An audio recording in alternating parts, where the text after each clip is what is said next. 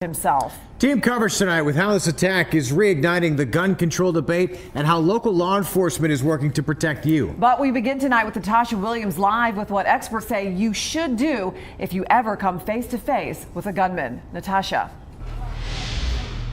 Well, the mass shooting in Orlando has many people who frequent bars and restaurants thinking about what to do if they're caught in that type of situation. Now, we talked with an expert who walked us through this bar right here, the Arena Bar in Trotwood, to find out what someone should do to increase their chances of survival.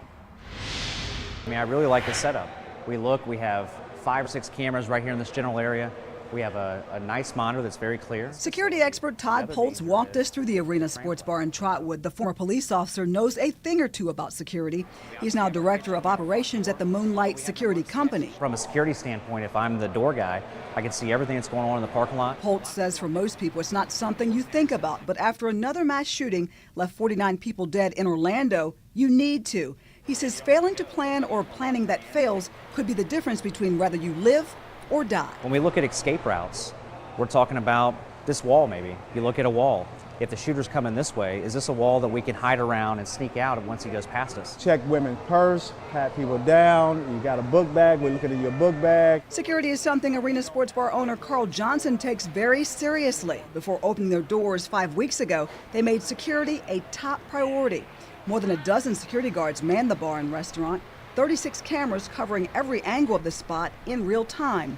And the head of my security makes sure that we have a security guard by our doors, and they would assist people leaving the building. Poltz gave us several other tips to help you in your fight to survive in an active shooter situation. So going to the restroom when you first get there is a good idea.